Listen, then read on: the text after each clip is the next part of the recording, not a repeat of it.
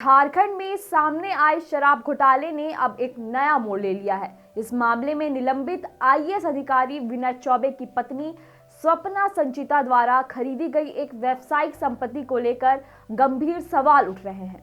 जांच में पता चला है कि स्वप्ना संचिता ने साल 2019 में रांची के बेहद पॉश इलाके फिराया लाल कंपाउंड में स्थित एक व्यावसायिक भवन को मात्र 26 लाख रुपए में खरीदा। हैरानी की बात यह है कि इस संपत्ति की अनुमानित बाजार कीमत करीब 1 करोड़ रुपए बताई जा रही है।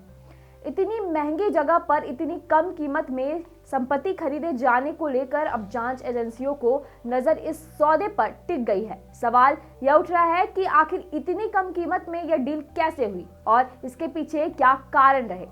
इस संपत्ति की खरीद जिस व्यक्ति से की गई उसका नाम जतिन सहाय बताया जा रहा है। जतिन सहाय पर 5.33 करोड़ रुपए के बैंक घोटाले का आरोप है और इस मामले में सीबीआई द्वारा उसके खिलाफ चार्जशीट भी दाखिल की जा चुकी है।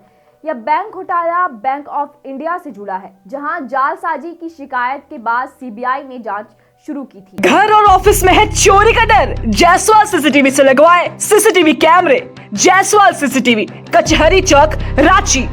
इस मामले में जतिन सहाय समेत कुल 10 लोगों को आरोपी बनाया गया है, जिनमें कुछ बैंक अधिकारी भी शामिल हैं। जांच के दौरान यह भी सामने आया है कि जिस व्यवसायिक भवन की रजिस्ट्री कराई गई उसमें संपत्ति का मूल्य सर्कल रेट से काफी कम दिखाया गया।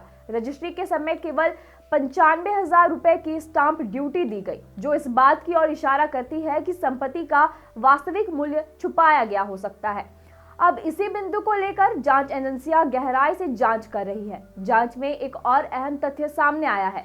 बैंक घोटाले में आरोपी जतिन सहाय और नेक्स्टजेन कंपनी के मालिक विनय कुमार सिंह के बीच पुराने व्यावसायिक संबंध रहे हैं। दोनों फ्लोरेंस हेल्थकेयर नाम की कंपनी में एक समय निदेशक रह चुके हैं।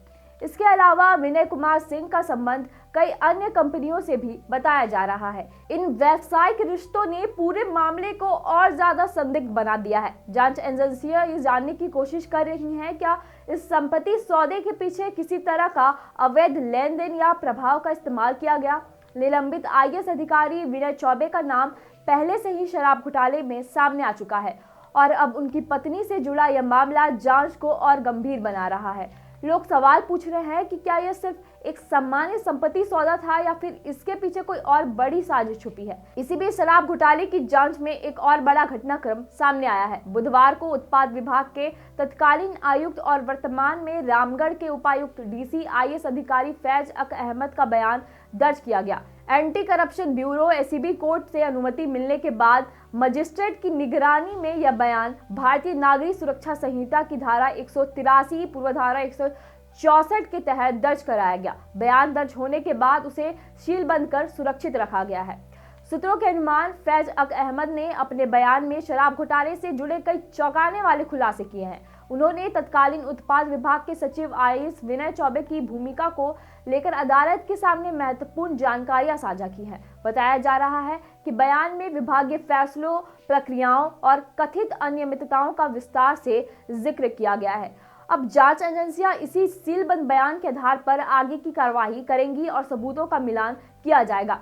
माना जा रहा है कि आने वाले दिनों में इस घोटाले से जुड़े और भी बड़े खुलासे हो सकते हैं, जिससे झारखंड की राजनीति और प्रशासन में हलचल और तेज हो सकती है।